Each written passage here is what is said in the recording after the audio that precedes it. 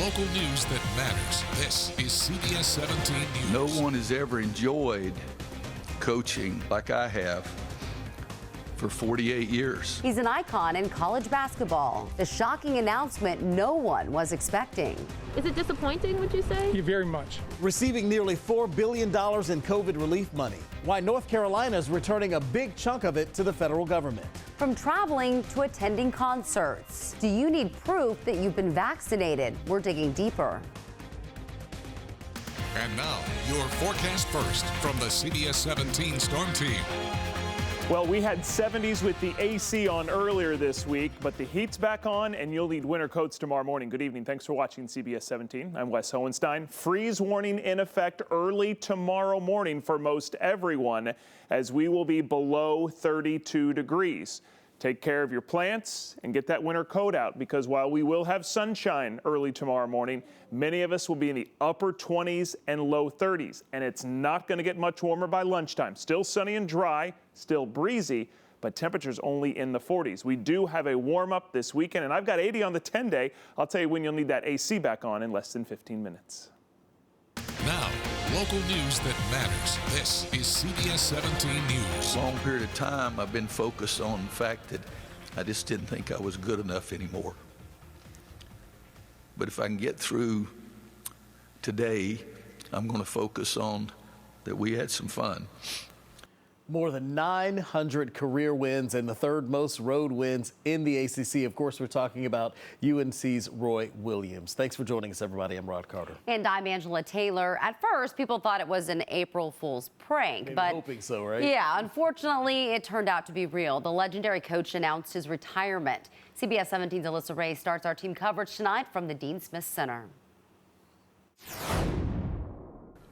It's understandable Roy Williams was emotional in his opening comments about his decision to retire. He's been at the helm of the Tar Heels program for 18 seasons, and his name has become synonymous with Carolina basketball. He basically, he was the staple of UNC basketball to me. So it's really hard that he's not going to be there, because when you think UNC basketball, it's oh, Roy Williams.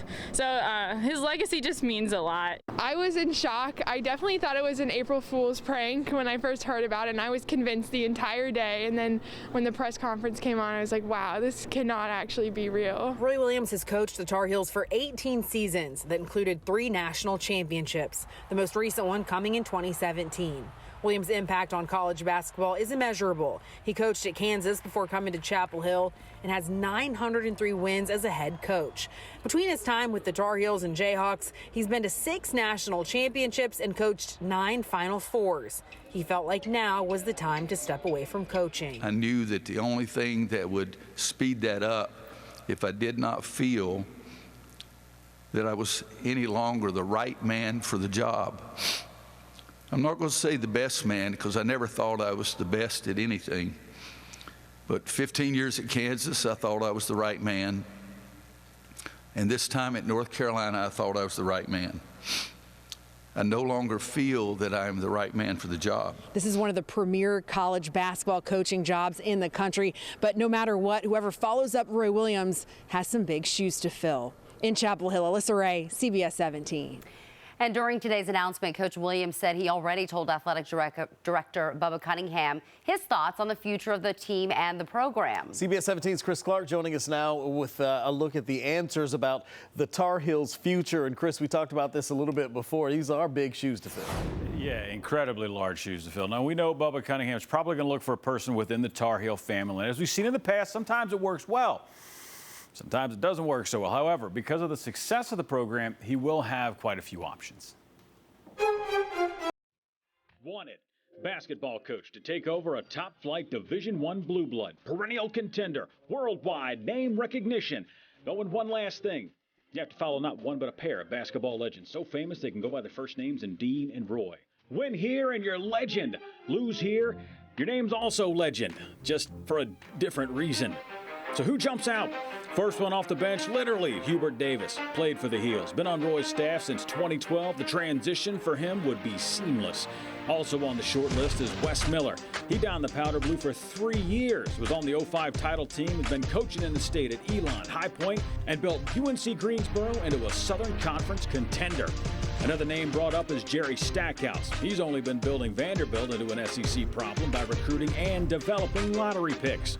Whoever gets the nod won't just be working to prove themselves worthy, no, but prove A.D. Bubba Cunningham right for selecting them. You see, UNC fans won't tolerate a loser for long, be it on the court or in the administrative offices.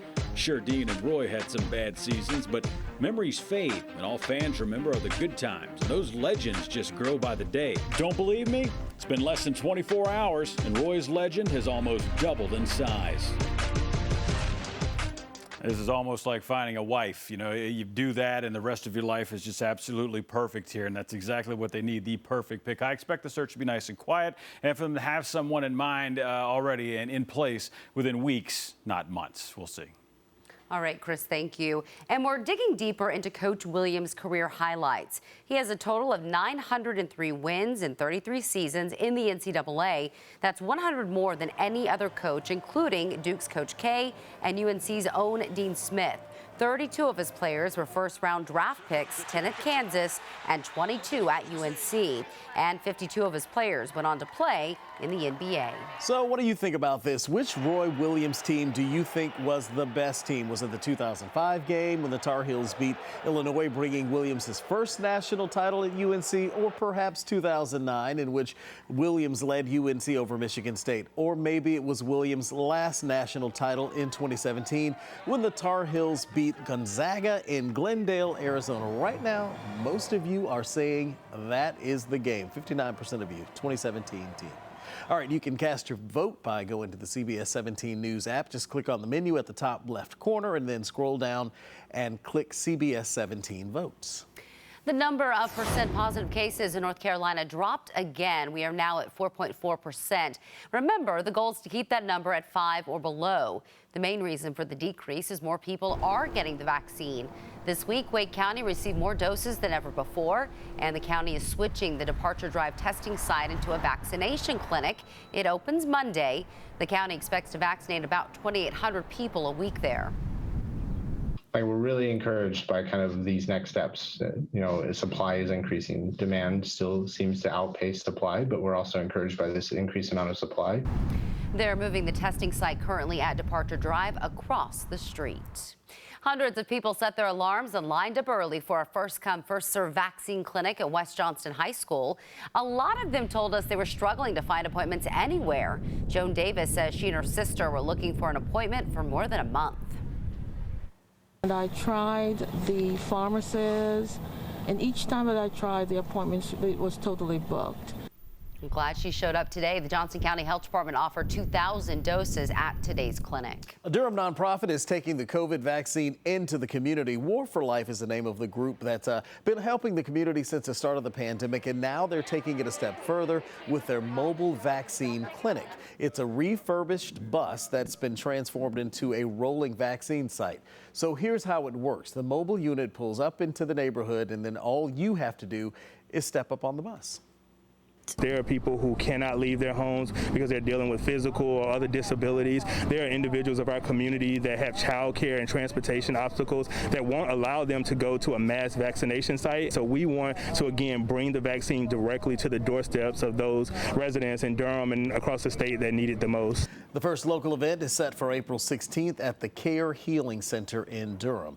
To find out where you can get a vaccine this week, just use the camera on your smartphone, scan this QR code right here on your screen, and that'll take you to a list of locations on our website, cbs17.com. North Carolina got nearly $4 billion from the federal government to help pay for pandemic-related expenses. New at 11, we found out the state gave back more than $120 million. CBS 17's Amy Cutler live tonight, digging deeper into why the money wasn't used. Amy. Yeah, Angela, all of this based off a report that found it was mostly state agencies that gave the money back. Either they just didn't need it or they determined they didn't meet the requirements. The 21-page report by the state auditor's office looked at how the state managed coronavirus relief funding. It found North Carolina received $3.6 billion from the federal government, and returned nearly $121 million of it. Another $179 million still hadn't been used at the end of 2020. It's very shocking. Auditors finding the biggest chunk, $62 million, came from the Extra Credit Grant Program. It provides $355 checks to North Carolinians with children. The money went back to the Department of Revenue. It made up 14% of the total program. I'm surprised that the state couldn't find a way to utilize the money. In response, that agency tells me the program was extended until May 31st and that funding is still available to them. The report found another $50 million was returned by the Department of Commerce. It was supposed to cover those increased unemployment benefits, but they determined it wasn't needed. Rural hospitals and the University of North Carolina also turned down money. In response, the state budget director wrote, "The Office of State Budget and Management and the North Carolina Pandemic Recovery Office diligently worked to track $3.6 billion to the penny without any overstatements or understatements." Now, important to note, the state auditor's office very clear in saying that they did not consider exactly how the money was used, whether or not it met the requirements or had the intended purpose. Live in Raleigh, Amy Cutler, CBS 17 News. Amy, thanks. Tonight, nearly 20% of people in North Carolina are fully vaccinated, and as more people get their shots, more and more businesses and venues can increase their capacity. But how can you prove you've been vaccinated? CBS 17's Mackenzie Stasko live in Raleigh tonight, digging deeper to find out more about vaccine passports. Mackenzie.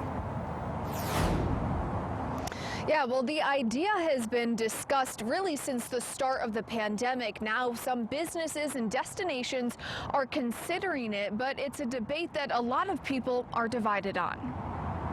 When you get the COVID-19 vaccine, you'll get one of these paper record cards. At the moment, it's the only way to prove you're vaccinated. Attorney General Josh Stein says some companies are selling fake ones online. They can be easily copied. So I think having some kind of digital card could be very helpful. New York is already doing that. The state just launched a vaccine passport app for event venues, where guests show a scannable QR code that certifies their vaccine status. My friend just she's going to the Knicks game, and she had to get tested even though she's vaccinated, and then she had to show it with the passport. But will that become the standard for going to concerts, games, or traveling? I'm completely fine with the possibility of having to show proof, because I mean, it just may eventually help us get to a more regular society. Others are skeptical and say it's an invasion of privacy that crosses a line. For instance, I'm vaccinated, but that's my personal health history, and I don't think anybody else has a right to infringe upon that or ask. Is this in the cards for North Carolina? I don't know. I think having some kind of secure indication that you've got the vaccine will be helpful. There are going to be a lot of businesses that want their people to be vaccinated in order to use their services. And state lawmakers in Missouri and Florida are actually working to try and ban businesses from requiring proof of the COVID-19 vaccine. I did reach out to Governor Roy Cooper's office today to see if he has a stance on this topic, but I'm waiting to hear back. For now, live in Raleigh, Mackenzie Stasko, CBS 17 News. Mackenzie, thank you. Some people in Durham say the police department is prioritizing the way it investigates crimes. Coming up, we're taking those concerns to the mayor. And not a funny April Fool's joke. Winter weather returning to our area. It's chilly out already tonight. These are the wind chills you'll have tomorrow morning. And tomorrow morning's not even the coldest time as we head into the weekend. I'll tell you when that is and when we'll get back up to 80 right after this. Legalizing marijuana, a lot of states are doing that. Coming up, the new push to change minds and laws right here in North Carolina. You're watching CBS 17, local news and sports that matters.